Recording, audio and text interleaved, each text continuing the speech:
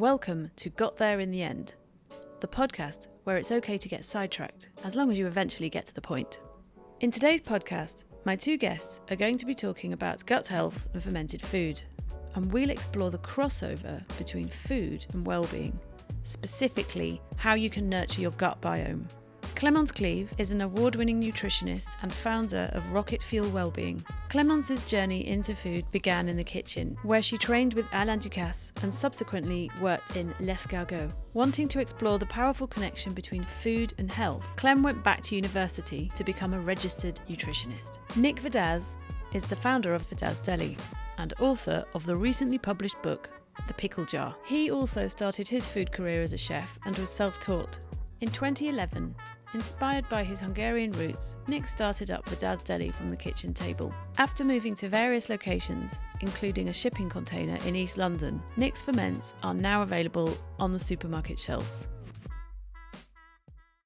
Hi Clem, how are you? I'm good. Really nice to see you, Nick. I'm really glad to be here today. Great to be here. We're going to talk about our lives in the kitchen and food and ferments and nutrition and all the these, gut and health all and gut these related things. Exactly. And how they all come together. What's your first memory of food? I was trying to think about this because I was thinking about how that is important. It kind of set me off in my journey, although I went on lots of diversions. But my first sort of memories of food as a child. Yes. Where was it? Well, I suppose it was probably the one that really resonates is at my granny's kitchen table. Yes.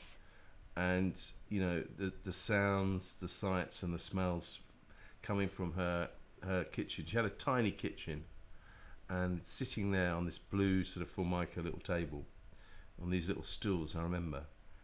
And the smells were, paprika, chicken cooking, simmering in pots. The other really strong smell which got me into pickling in the first place was the sort of original sin of pickles. I call them because they were the ones that got me, and they still get me now. And those are my grand's fresh cucumber pickles. Yes. Hungarian uberka salata, which is just really a cucumber salad. It's a really quick pickle, but you'd have to peel the cucumbers first, and then you'd slice them really fine, then you'd salt them, and then they would rest in the salt and macerate for 10-20 minutes. Then you'd squeeze them out. All this, the whole process is giving you this incredible smell of cucumbers. And do you think there is already fermentation in that process? No, not really. No, they're quick pickles. So you add vinegar afterwards. Okay, I see. So you make a brine of vinegar, sugar, salt. The salt's already in the cucumber. Vinegar, sugar, and water. Yeah. So it's very simple, with some garlic in there, of course, and some caraway seeds, and then you throw a load of sour cream in it because it's Hungarian food, so why wouldn't you? Of course. And some fresh dill, and that was the most delicious salad. But in essence, it is a pickle because you're adding acid to it. Yeah. Absolutely. But it's very quick, and the longer you leave it, the more of a pickle it becomes. Your grandmother kitchen. Yeah. Was it in the UK or was it in Hungary? No. I was born here. You were born. They came here in 1956, and they settled in Kent. Yes. London first. My dad became a doctor and so on, and then he married an English woman. That's why I don't speak Hungarian. I can swear and cook in Hungarian, which is actually basic. A few Hungarians have told me that's all I ever need anyway, so I'm happy with that. The cooking, and I got a lot from my dad, but also my mother. Mum's mum was French. Yes. So on that side. Good move. Yeah. So there you go. So I had a lot of French cooking going on. Very simple French cooking. What about you? What can you remember as your first sort of? So my kitchen has always been my favorite place in a house. So we moved from the south of France to Paris when I was 8, and suddenly we didn't have a garden anymore. So the kitchen became a playground almost. It was a place where you could experiment, where you could just make a mess. My first memory is making French toast Wow. in the kitchen in Paris, and that was my favorite activity on a Wednesday afternoon when we didn't have any school. And then after I realized that food was a magical way of getting people together. And so when my dad died when I was 13, and for me, my way of chipping in and uniting the family was taking over the kitchen and cooking for the family. And suddenly it gave me a purpose in the family. So that was a very important. And did you have brothers and sisters? Yeah, we were 4 children, and I'm number 3. Oh, okay.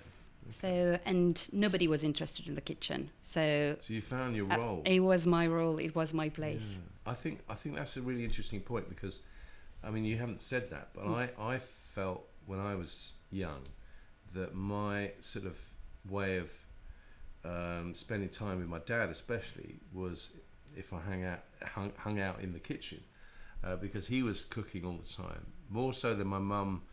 In my memory, I don't think that's actually true, but it felt like it, because I would enjoy watching him cook, and it was my way of spending time with him. I wasn't very academic. I wasn't very good at school or anything like that. So I suppose my knowledge and the way I learnt from him to cook was gave me some sort of I don't know, endorsement or something. Yes. Or I don't know a better word to explain that, but just it made me feel good. Yes. And I guess it gave him and me something to some share. commonality, to share, and that certainly was the case. Not always in a positive way, because What's that? Well, because I liked my food too much, just as he did.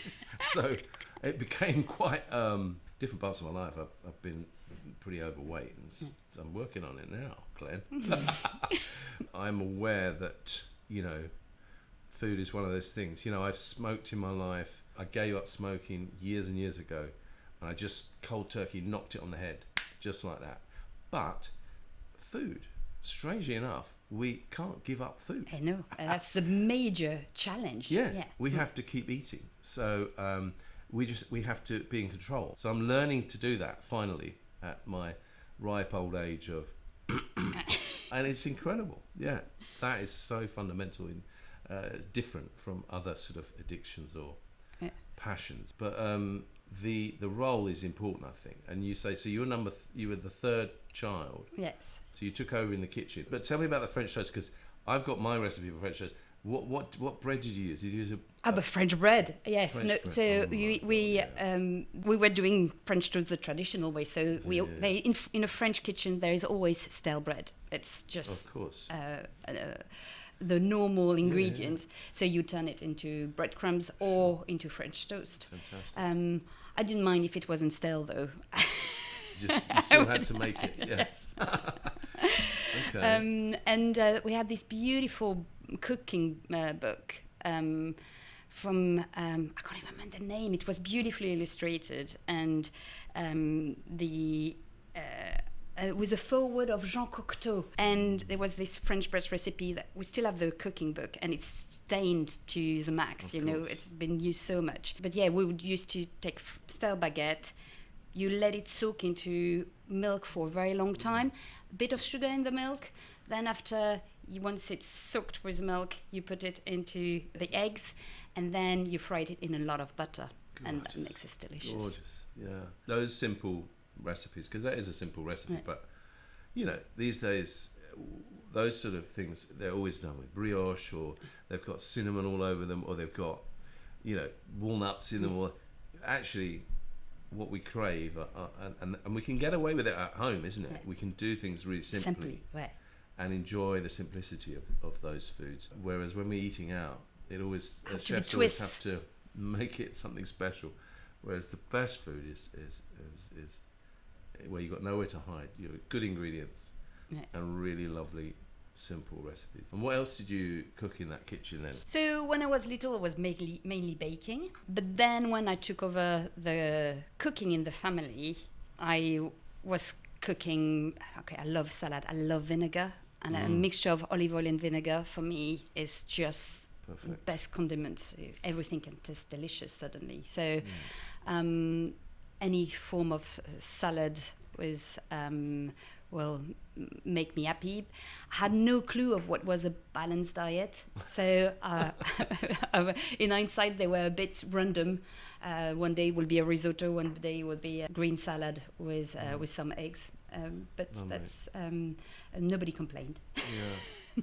But again, so a vinegar and a vinaigrette, I suppose, is similar to what I described with my grand's cucumber salad, the uberka shalata. And it's about finding that balance, isn't it, between acid and savouriness and fat. And salt, yes. And not too much olive oil or not too much this, not too much that. Do you put mustard and garlic in your vinaigrette? So I'm not too interested in the mustard thing. I think it overpowers the olive oil. Okay. Although it's the classic French vinaigrette, but a bit of garlic can make things absolutely delicious. And you, what was your thing that you used to cook? Yeah, vinaigrettes. I love a good dressing. I recently, in the book, I've got a recipe for a chicken salad. Yes. So yesterday's chicken, roast chicken or poached chicken, and it's with blue cheese and pears. Yes. So very classic combinations.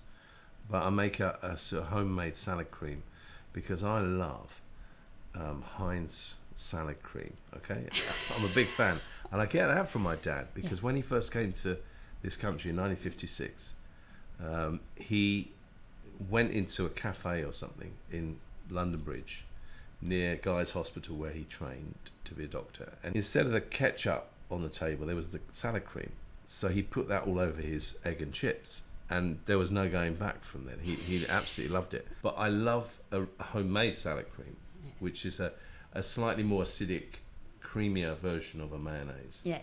And it's fantastic, so that works really well for me. That's the kind of thing I like, those strong flavours, but really simple but powerful. How did you get into professional kitchens, or where did that all start? I mean, you talked about your childhood and cooking in Paris, in your home and so on. Did you train, for example? Or? So I trained, and I suppose I left Paris and moved to the UK.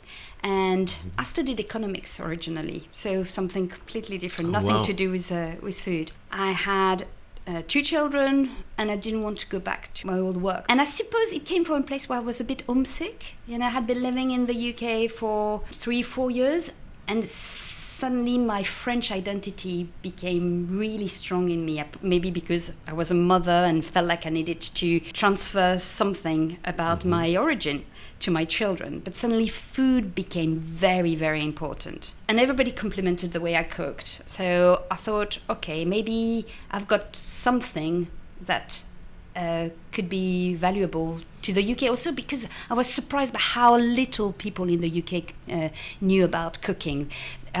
For me, people in the UK were really good at doing the Sunday cooking, but in between there was nothing. And so there were some fundamental skills that were lacking. Big void. Yeah, big void.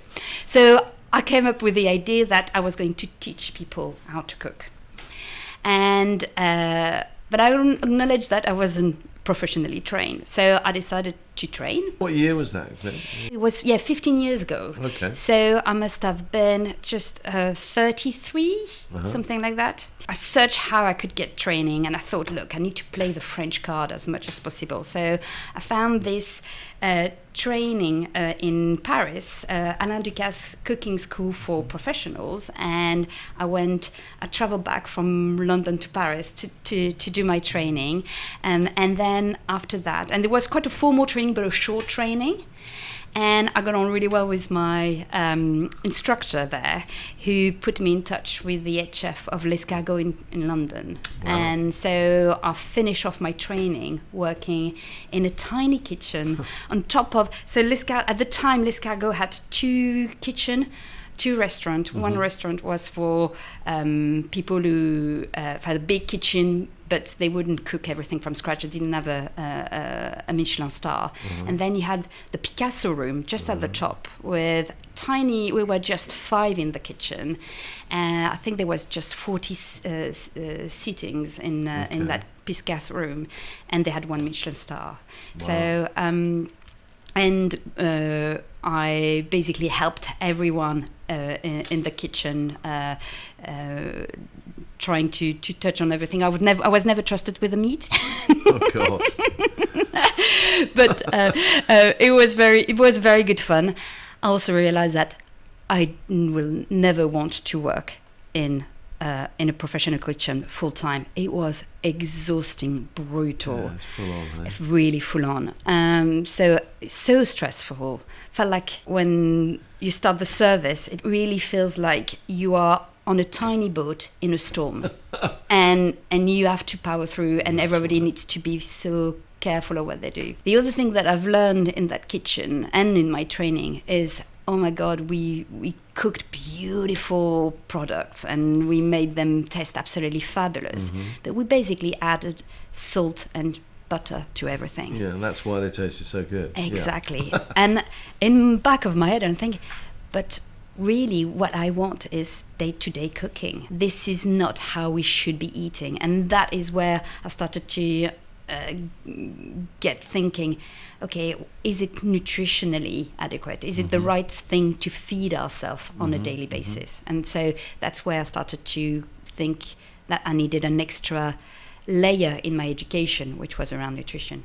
That's really interesting. You were obviously interested in nutrition and healthy eating before that? Well, no, I think, no, for me, it's always been first driven by taste, okay? I loved good food. And me too, I agree. That was the first thing. And actually, when you ask people what drive their food choices, you've got convenience, you've got cost, you've got taste. Yeah. Or only at the bottom comes health.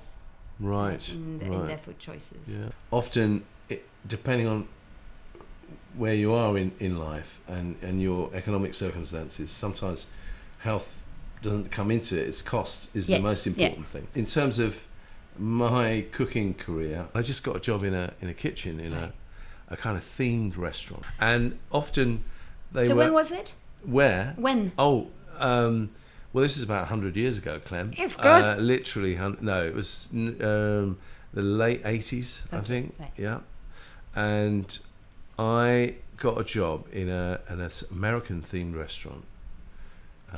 It's called Sweeney Todd's. Oh, look, it's not really promising as a... No, it's not, is it? You know... Sweeney Todd, what are you going to have in your pie? But in those days, there were I worked in lots of restaurants that almost the idea of eating in them was you were kind of put off by the name. Right. Well, you would be now. You wouldn't get away with it now. I worked in a place that had a sign, a banner outside that said "Warm beer, lousy food," and people went and ate there. Those were the 80s, you know. Yeah. But anyway, back at Sweeney Todd's, they didn't make pies out of customers. It was a pretty basic sort of American themed restaurant, burgers and ribs and all that sort of stuff. Was it gruesome? It was pretty gruesome because I was a very sensitive young man, you know, artistic, you know, sensitive artist, and it was it was like being thrown into the lion's den. A factory, you know? where? And it was chaotic. It was busy. It was hot. There was pressure. And I suppose not very creative. Not very creative either, because really you were throwing sort of pre-prepped things on a plate, heating it up, or finishing things off on a grill or so on, and no, I hated it. You know, it made me so upset. You know, every shift, and I didn't last long there, I don't think. But I ended up moving to London, and I got a job in the cantina in Wardour Street, which was the one that had the banner outside that said "Warm beer, lousy food." And I mean, this was years ago, so I can probably talk about it all right. No one's going to be offended. But it was pretty basic stuff, when you talk about Mexican food now in London, there are some fantastic places to eat and experience really, really quite authentic Mexican food. Then, back in those days, it was Tex-Mex at best, and it was pretty dire. And in terms of health and nutrition, oh my God, it was pretty dire. But working in those places, it was I gained experience. You know, I learned about how to organise myself as a chef, and it was chaos and busy, and those long shifts, those double shifts where you think you're never going to survive this. It's relentless and it's exhausting, and then getting up the next morning to come back for more, and someone that it's more senior to you sort of tapping you up, tapping you on the shoulder, can you do my shift for me tomorrow? I've got, go on, I'll make it worth your while, and not being able to say no. It was a big entertainment thing, there was all sort of girls walking around with tequila belts and slamming tequilas on the table, and there were hot sizzling pans being brought out, and it was all a bit over the top. Was it exotism? Well, it was in an odd sort of way, yeah. I mean, I wouldn't necessarily describe it as that, but it was. They were pretty wild places to work in. There was lots of fun, lots of drinking, lots of other stuff going on. I sort of had a love-hate relationship with being in the kitchen. Then I had a child, and I realised I couldn't be working these long shifts with a toddler and a family. So I ended up again doing the sort of next obvious thing, which was I always used to help my chefs with their forms and things. A lot of them, English wasn't their first language, so I ended up teaching English to speakers of other languages. So I did a course and I became a teacher. Yeah. And talking literacy. About food? Well, that's interesting, because that food came into it, especially at the end of that 10 years. Food came into a big way. The best thing in terms of my ability to teach or to facilitate their learning of English, the best thing, of course, was food. Right. So when we brought food into the classroom, the day before they wouldn't be talking to each other, but as soon as you put food on the table in the classroom, everyone was communicating. Right. It is magical. It has that ability to turn things around in terms of communication. And then there was lots. The street food started becoming a thing in a big way around 2010 or something, and I thought I really wanted to do that, because there was stuff out there. I thought, I could do that. So I started a street food business, always with a view that I would do pickles as well, because I wanted to create these things in jars. Right. That's what I loved from my childhood, these pickles in jars, and I thought I could do that. So we created a street food business based on my knowledge of Mexican food, or Tex-Mex. And I started making hand-pressed quesadillas with corn hand-pressed quesadillas. I had a press and everything, and it was, we did it properly. The trouble is, the queues were quite long for the quesadillas, because it took quite a long time to make them. Right. At the same time, we had all the quesadillas were garnished with pickles and ferments. Right. Because that was the idea, was to use them as a garnish. And I don't think anyone else was really doing anything like that. And there was a lot of interest because of that. So I did, burgers and all these, but I kept coming back to these quesadillas, right, which were filled with beans and cheese and so on. And people started asking for the pickles to take away. So we bought some deli pots and we started filling them. And eventually the street food side of it disappeared, and we had queues just for the pickles and the kimchi and the sauerkraut. That's when I became known as the Pickles Man, and we started to sell at other markets across London, not just the street food market where I started. We moved into farmers markets, but the first market I worked in that really still holds a precious place in my heart is Broccoli Market in South London. And when we first started selling them, we'd get the odd curious customer that would come up and, what are these then? Okay. Pickles? Yeah, don't really like vinegar. Most people's perception of pickles very Cockney back then, not necessarily Cockney, I mean across the country, was the things that you dragged out at Christmas and you had to eat with your Boxing Day sandwich, sort of like you say, a really strong, harsh pickled onion, or pickled red cabbage. And they no disrespect to those brands, but they were quite full on and harsh. The difference was that because they were all pasteurised pickles, those ones. I did pasteurised pickles as well, but I realised very quickly that it was a real pain in the arse. I think we're selling them in Borough Market, pasteurised pickles, as well as fresh kimchi and so on.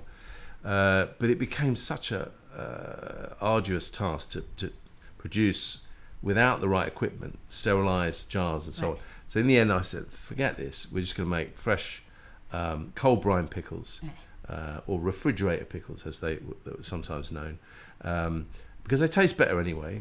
Nutritionally they're better because you don't cook all the good stuff out of them, and you can still taste all the individual flavours, the spices, the vinegar, the vegetable itself, and they develop over time, but the thing is you have to keep them chilled. That was the only sort of caveat really to it, but it was fun, and we'd sell these pickles out of big barrels and big dishes on the market stall, and I'd sometimes have 20 to 30 different types, and I'd have a special on that week depending on the season. I'd have apples, I'd have pears, I'd have all sorts of things pickling, cucumbers in the summer of course, and gradually people would taste them and they'd say, I don't like vinegar, and I'd say, you don't like vinegar?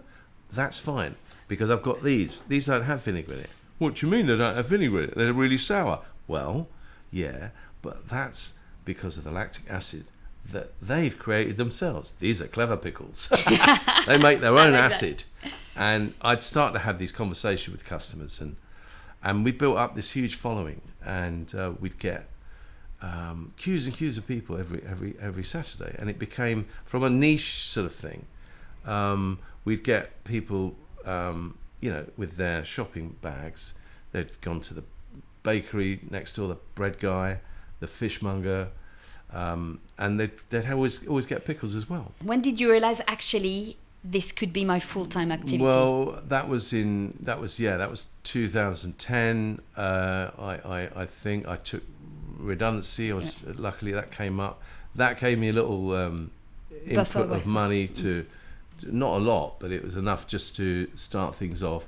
I had a shipping container in Hackney, and that's where I first started making the stuff for the markets and so on. The shipping container was really, really, really, really hot in the summer and really, really cold in the winter. And not ideal for pickling anything or fermenting anything, because you're having to deal with these extreme temperatures and so on.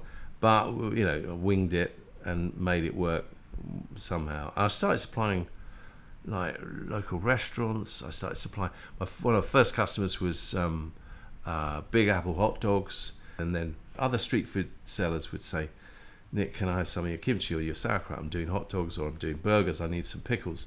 And it built from there, and then I started supplying actual restaurants. And then you get, as well as your regular customers, the good thing about those markets, it was a window to your business. Right. And you'd get buyers from shops, bigger shops or restaurant chains coming down. We had the almost like a scouting for ingredients. And that's exactly what I mean. I do it now for my product development work. I go around to market and see what's going on, what the latest things are, trends, as they say on Instagram or whatever. But I just it was brilliant, because you'd get these guys that come from places like Pret or Lyon, and they'd just start talking to you. Some of them would say, "Oh, I'm so-and-so, I'm the development chef from."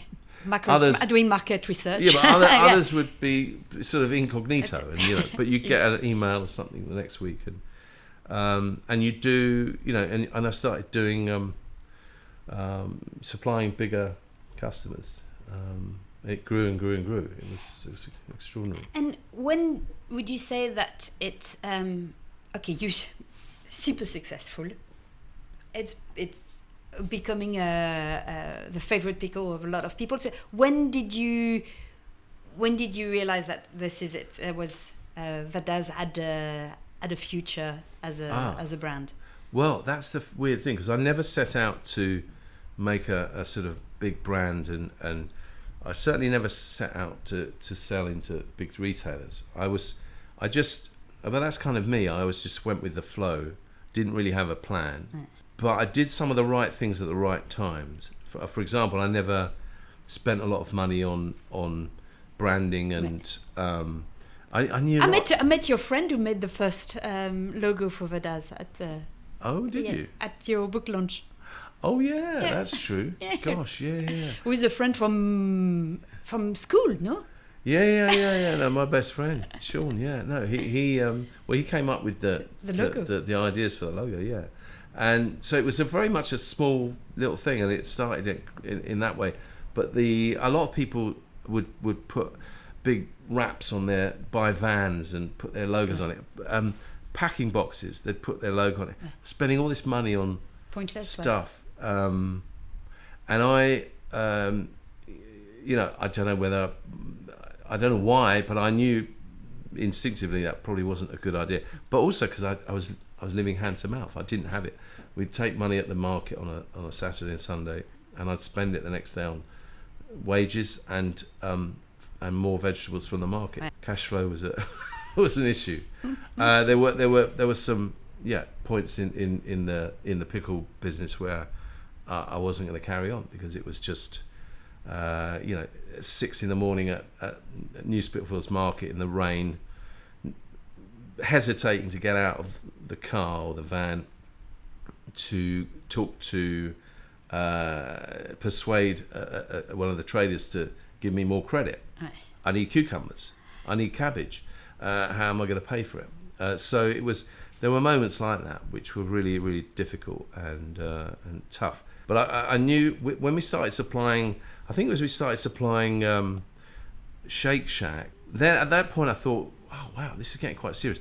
And again, I'm winging it, because someone like Shake Shack, they need things to be done in the right way, At that point, my break, really, I suppose, was I got a knock on my arch.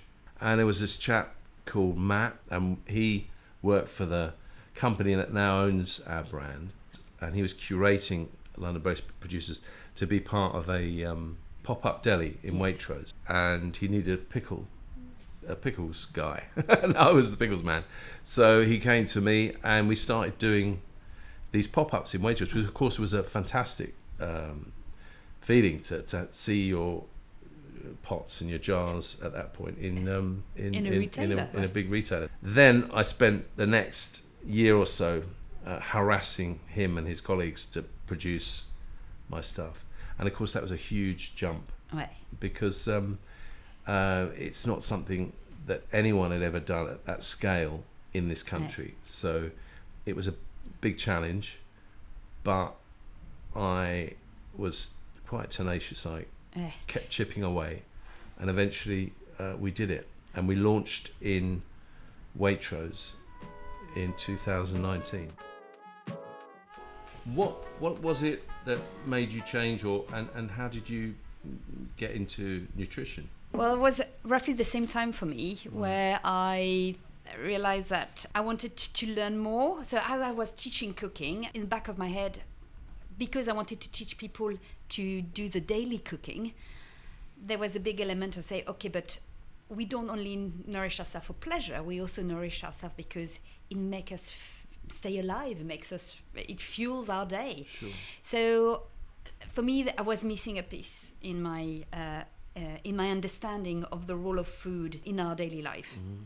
I stopped the cooking and I learned about nutrition, and that's the best decision I made, because suddenly it really opened up a new world. I'd studied economics, but I wasn't really a scientist, and suddenly I became one. And I suddenly realized that even in the cooking, it's science. Cooking is science. You know, you make reaction all the time. Is it? I always thought it was magic. Yes. But it is science. But yes, behind absolutely. there is, So, intellectually or from a personal growth perspective, suddenly I realized that I could embrace some complicated concepts and learning is fabulous. So I really enjoy that learning process. Back to uni. Especially perhaps when you're older as well. Yes. Did it come easier, the learning process? Yeah, completely. I think I'm worse at retaining information, but I'm much better at understanding concepts. Right. And that's more important in a way. Exactly. Yeah. So me, who had been an average student in the first part of my life, I suddenly realized that actually I could be really good at something, and just so really enjoyed my training there. And suddenly at the end of the training, I was able to not only talk about the pleasure of eating food, but also the pleasure of making us feel good through the food. On a whole level. So for me, food intertwines with so many aspects of health and well-being. It's about feeling good in your body, good in your soul, and good in your mind. And that's the best tool we've got. Of course. Some people will say that maybe it's sports, but I don't think sports. Some people love it, sports, but a lot of people could take it or leave it. Whilst food, I think it's quite. You have people who just say, "Oh, food is fuel," but actually, emotionally, it's much more loaded. I think. Yeah. Than What's the sports. saying? Some people live to eat. Some people eat to live. Exactly. Yeah. And there's got to be some balance there, isn't it? Something in between, a compromise, exactly. perhaps. We can do both. Of course. I did three or 4 years of studying. Okay. And then I thought at the end of the master, I will know everything, and I will be fascinated. It will be brilliant, and I will know everything about nutrition that needs to be known. I finished 8 years ago, Wow. and I can tell you there is still so much that I do not know about nutrition. It's the most complex and vast and interesting field. You never stop learning. You do never stop learning, No. because it talk And about developing. Yeah, Yeah. absolutely. Longevity, cognitive health, women's health, gut health, and it also talks about nutrition. You think about cost of living, so socioeconomics as well comes into play. It's a gradual journey that we're all on. Yeah. But when did you pick that up, and how did that come into it, this link between gut health and the food that we eat?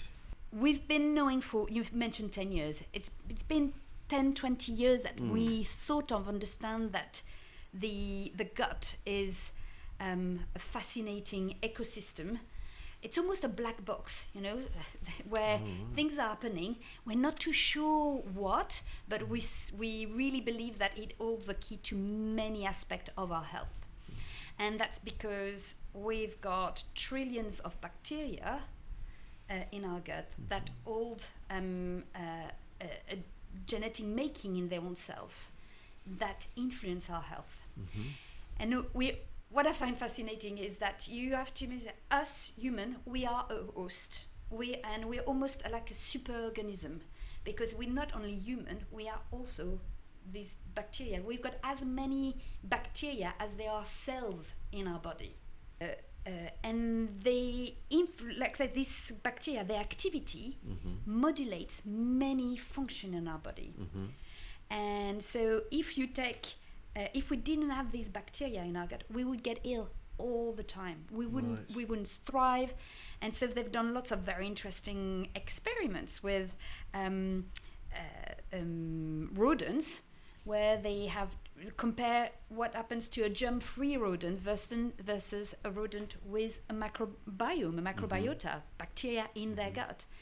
And you see the germ-free are a bit don't thrive, are a bit more stress, and so the gut holds many secrets.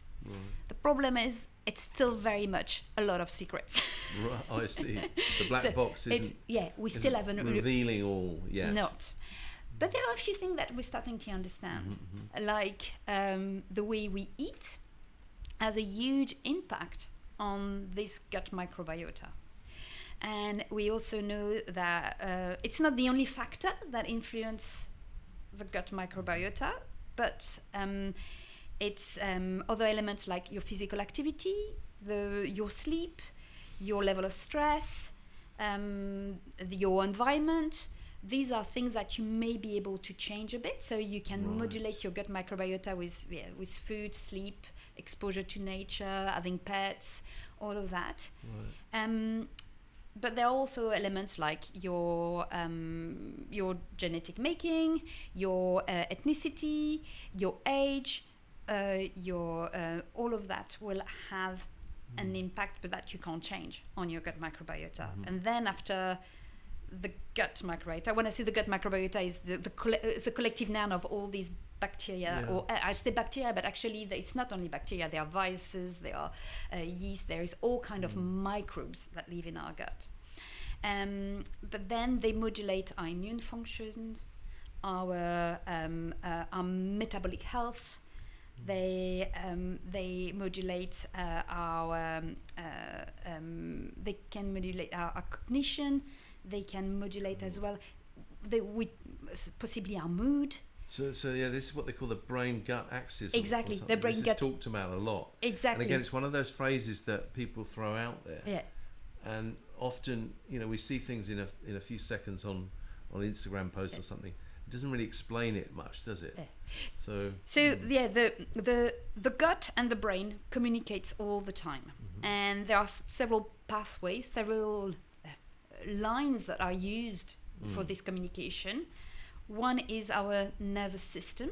Right. So you've got the gut is connected directly to the brain through something called the vagus nerve, but also there has lots of nervous connection that directly link to the brain. So you've got this very highway between the gut and the brain. So when something happens in the gut, you sense it in the brain. When you feel stress, sometimes you feel it in the gut. And or when gut feeling. And that gut feeling, exactly. Gosh, yeah, that's right. So you've got this very strong connection here, and very quick connection between the brain and the gut. And there is no other organ in the body that is as connected through nerves as the gut with the brain. That's extraordinary. So that one way of communication, but there are other ways. You can you've got connection through the blood system, and so through hormones. So the gut will stimulate the secretion of some hormones that are going to be sensed by the brain, and there is also other connection through and the immune system is another big connection. So of course it is. 70 to 80% of our immune cells are in the gut, and your bacteria that lives in your microbiome actually train your immune system, modulate your immune response and your immune system throughout your life. Do you know, it's interesting listening to you there. There's so much information, and there's so much.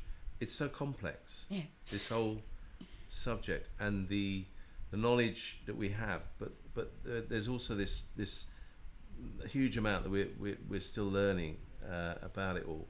And it struck me that there's a on our jars, on our pots of kimchi and sauerkraut and so on, we're not allowed to make health claims. Yeah.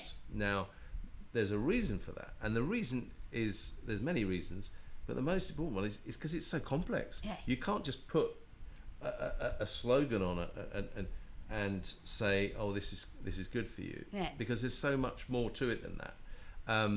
The good thing is that people out there are getting this message, and they understand. Making the connection. They're making the connection. They understand that it is indeed good for you. Or how would you summarize that, though? I mean, because I say good for you.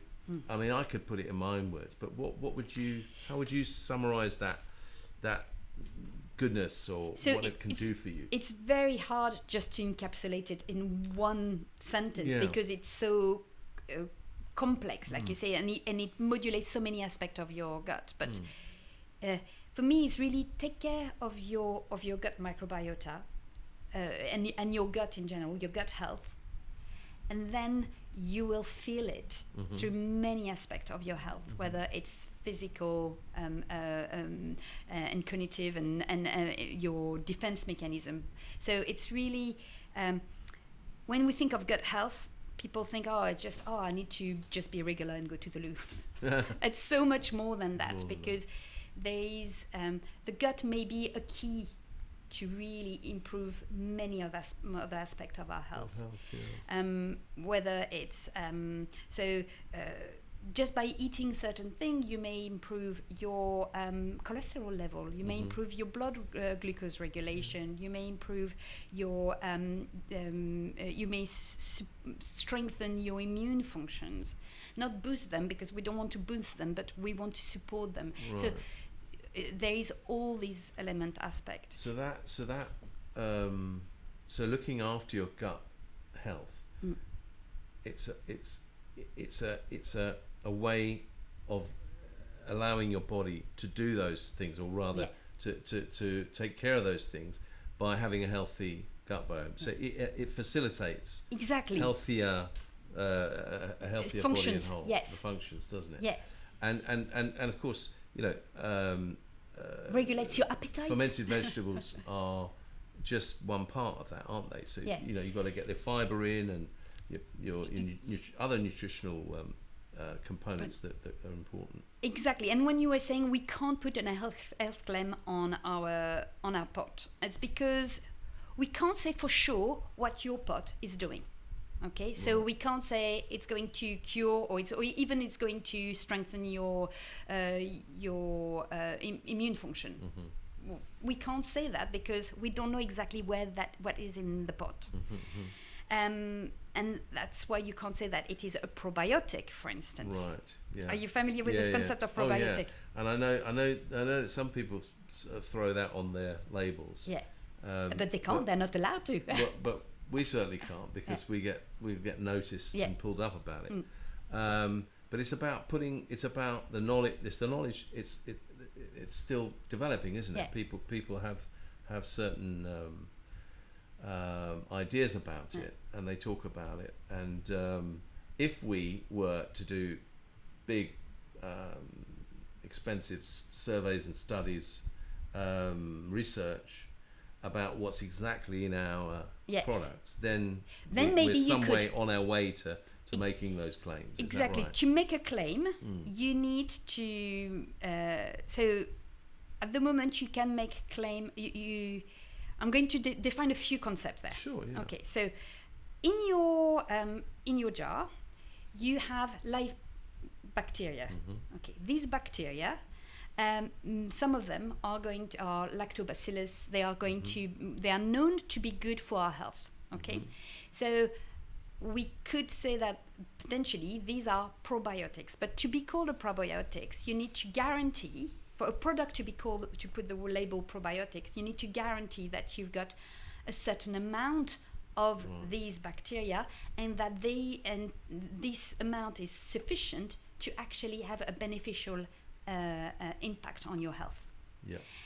And how can you measure each time you create a box of live food, that it will have exactly the right amount of. You also need to be very specific on the type of strain that you're going to have.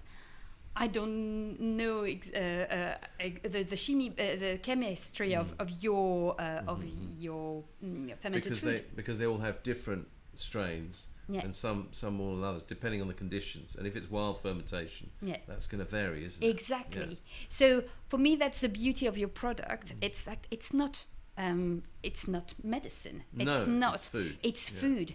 With benefits. Exactly. Potentially. It's food with benefits. Exactly. So when you eat your fermented food, your sauerkraut or your kimchi, what people get is that they will ingest some of these live bacteria that potentially have a health effect. These are going to go down into your large intestine, where they may settle or not, but some may, and that can potentially have an effect. And then, but some of them are just going to be excreted. Sure. And that's, so I'm talking about this black box again. We're not too sure what's going to happen there or not. So that's why we can't make any health claim. I like the black box analogy, because it gives it that sort of magical. Exactly. But there is something else that I think is magical with fermented. With your fermented food, is that you've got bacteria, but the bacteria are fermenting, and as they're fermenting the food, they are going to produce something we call metabolites. They're going to produce byproduct. Okay. Yeah. The lactic acid is a byproduct of the fermentation, and that what gives, as is CO2, for example. Exactly, and that gives the fizziness, the tanginess of the fermented food. The other thing that it has as byproduct is this something called short chain fatty acid, and this short chain, like butyrate, propionate, acetate, lactic acid, all of these byproducts actually are, it's not only the bacteria, but it's also the byproduct that are going to give us benefits. And so eating fermented food potentially can do lots of good things for you, because you've got not only the bacteria but also the byproduct that are strengthening our immune function and improving the environment in our gut. And the other thing to say, of course, is the obvious thing about any vegetable which isn't highly processed or whatever, is that you're getting fiber, you're getting other nutritional values, aren't you, from just eating a variety of different vegetables, especially if they're as colourful as the ferments that we make, for example. So you've got the dietary fiber that is indeed going to and that is the substrate that bacteria need to thrive. So we can't digest dietary fiber, we don't have the enzyme to break it down. So fiber travel through our gut and arrives intact, almost intact, in the large intestine. And there they get fermented by bacteria who lives there. So what happened in your fermented vegetables jar is exactly what happened in the gut. When you've got when you ingest the raw cabbage, it will arrive and it will ferment in your gut. It's got 3 days to ferment. You do it outside the body. You do it in your jar, but it's exactly the same mechanism. And for some people, I used to. One thing that interests me is that I used to have celiacs, for example, coming to my stall and saying, "Oh, I can't eat cabbage. I can't eat because it's I'm a celiac." And then I'd have other people that would say, "I'm a celiac and I need your sauerkraut and your kimchi because it's the only fiber I can ingest without any problems because it's been fermented. Therefore, it has qualities that will help me digest it."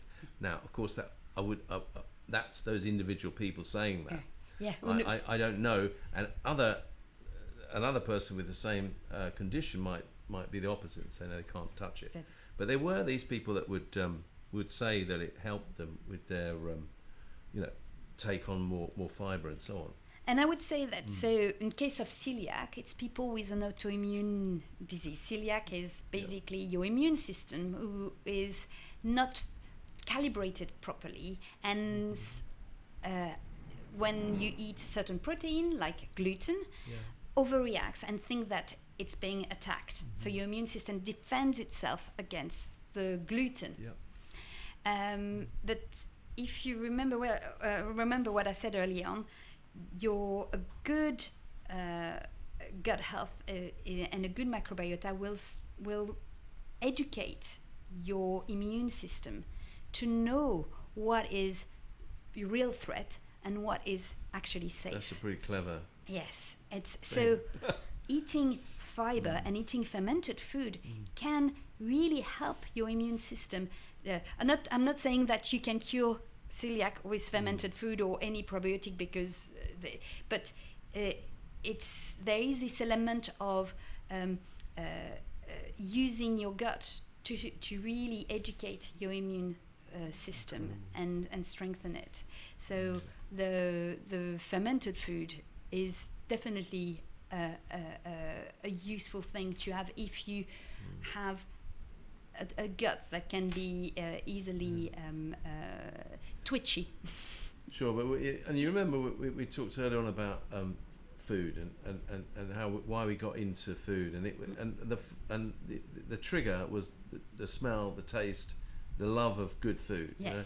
And I think it's important to say as you said, it's not medicine, it's food. Yeah. But obviously, if it tastes great, it's delicious, it's good for you in so many ways, and it's good for your gut because of A, B, C, and D, and potentially it's even better for you or whatever. That's a bonus, isn't it? Yeah. So that's what I love about kimchi and sauerkraut and our products as well, is because it ticks all those boxes, doesn't it?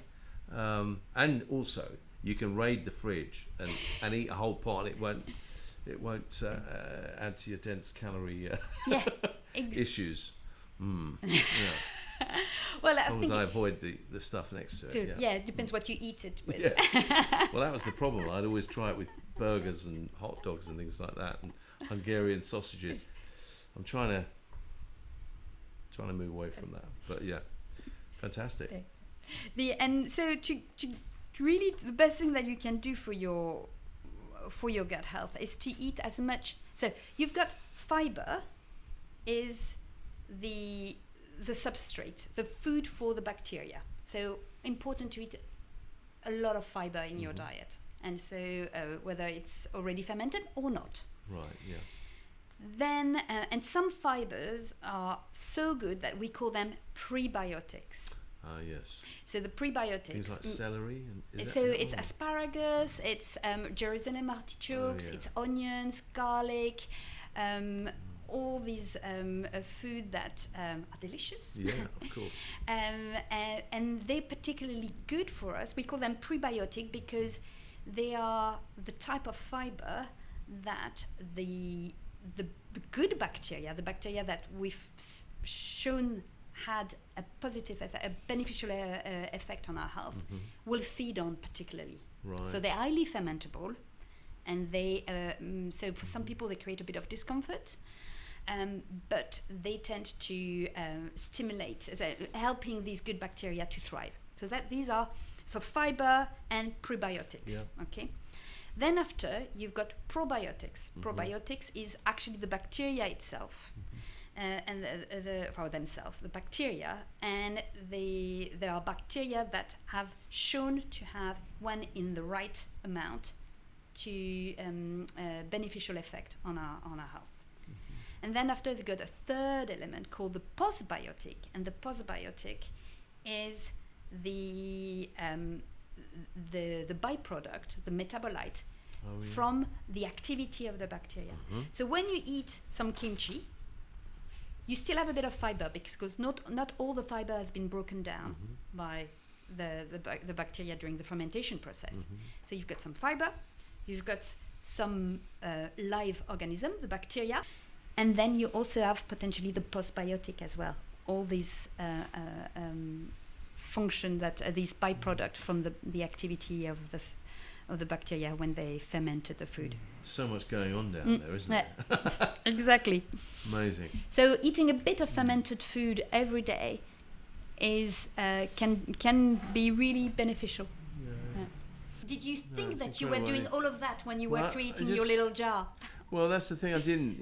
I mean, I used to have the bulging lid. Yeah. And and when I used to put it in the jars without a screw lid, anyway, it used to be pretty crazy stuff. But that was, that taught me a lot about it, And I would visualize these little lactobacillus bacteria pedaling on their little bicycles, working hard, and therefore breathing hard, and that was the gas, and the sourness was the waste product. So I kind of learned that from a totally non-scientific background, and just being a foodie and talking about magic of fermentation. I did learn some of the science. I hold my hands up. I did. Yeah, too. But I'm still proud that I don't know too much about that. There are other people that are good at that stuff, and that's brilliant. I'm more a food guy, and I'm the pickles man. I'm interested in food first and foremost, and flavour and taste. But this other stuff is of course what is driving interest and ultimately sales as well. It's incredible. It's such a powerful story, and people are really more interested, especially these generations that are really interested in their health, and they're not going out drinking all evening. They're going home early so they can go for a run next day, and they're enjoying really healthy food, which is fantastic, and it's rubbing off on our generation as well. My generation. I don't talk about you, Clem. I'm a different generation, I'm sure, but it's rubbing off on all of us, and it's fantastic. Yeah. Do you think that the UK public still needs to be educated to fermented food, to the flavour of it, beyond its health benefits?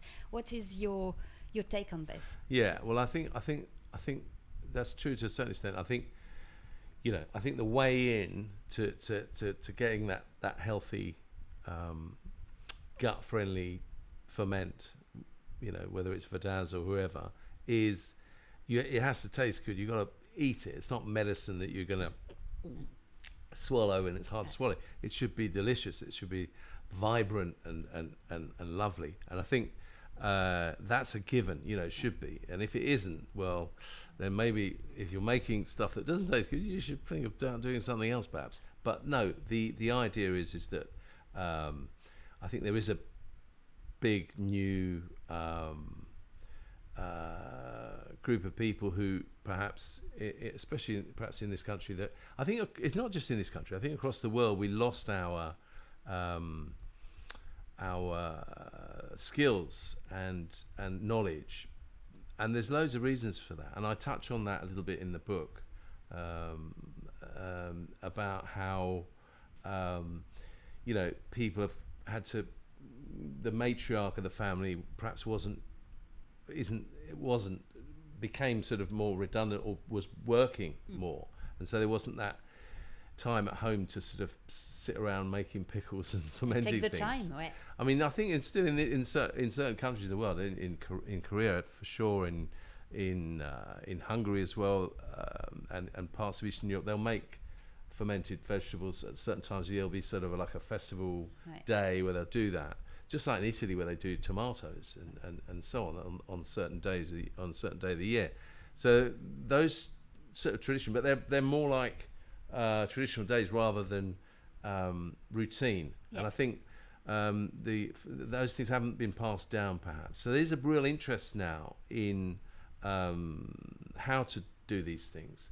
And there's a little bit of a barrier, I think, because they are seen to be quite technical and difficult. And in my book, I give very simple methods of how to without using complex equipment, without worrying about pH, and is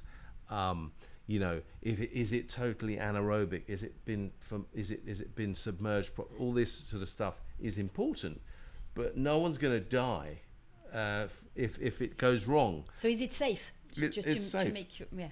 No one's ever died from eating kimchi or sauerkraut. Show me the story if they have. I'd love to see it. But I think what people have got to realise, it's not meat, fish or dairy that I'm fermenting. Of course you can ferment all of those things. That's someone else's bag. I don't do anything other vegetables. But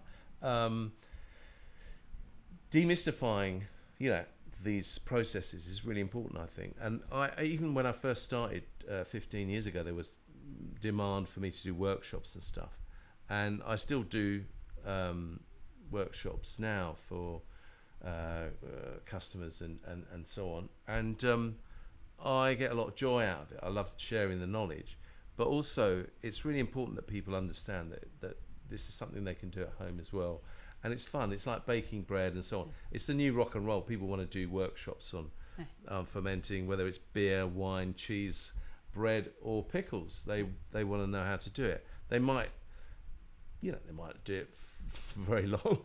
They might do it a couple of times, then get back down the shop and buy a bit of Vadasz or something. That's definitely me. I've got moments where I want to ferment all the time, and then I move on, and then. But it's like that, isn't it? You know, not everyone bakes every week, but you know, to have that foundation of knowledge and to see the methods and so on is important, and also how to use the pickles and ferments is really important, because that's something that people say to me, Nick, I love your products, but I don't know what to do with them other than stick them in a sandwich or on the side of the plate.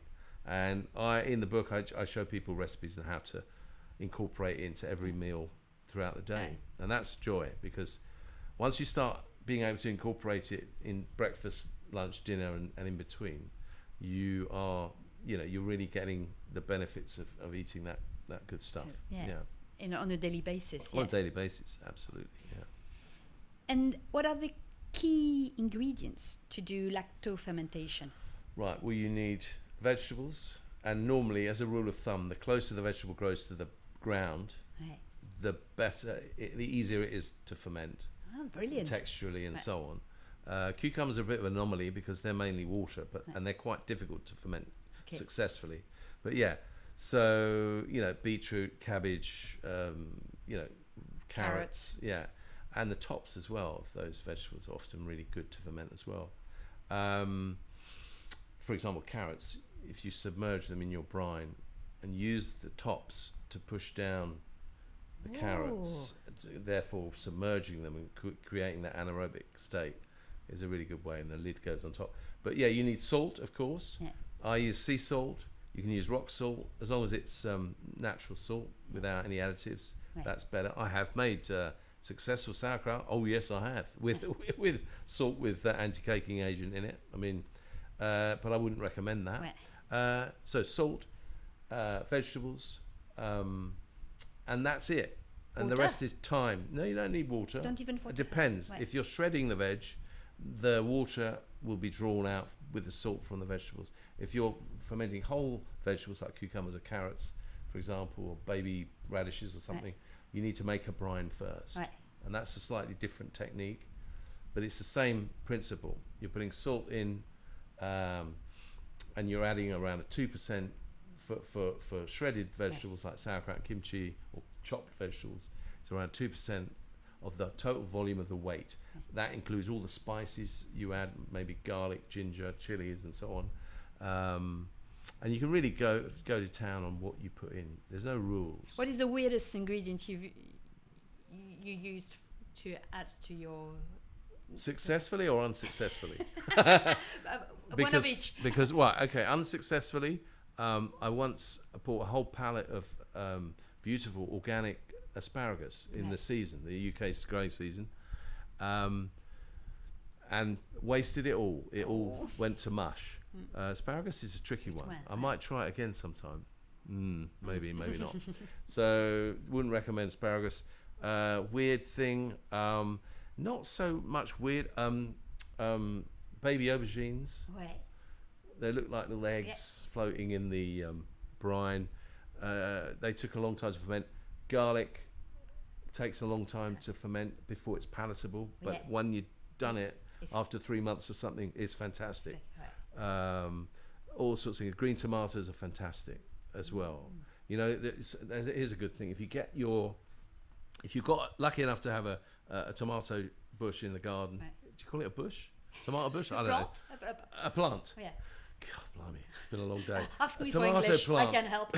You got your tomato plant in the garden. At the end of the season, you've got loads of ripe tomatoes. Okay, put them in the brine first. then at the end, other way around. Put the green tomatoes at the bottom, and the red tomatoes at the top, the ripe ones. Ouais. And by the time you finish eating the red ones, the green ones will be ready to eat. They're much denser, Ouais. a bit like olives, really. They take a long time to ferment.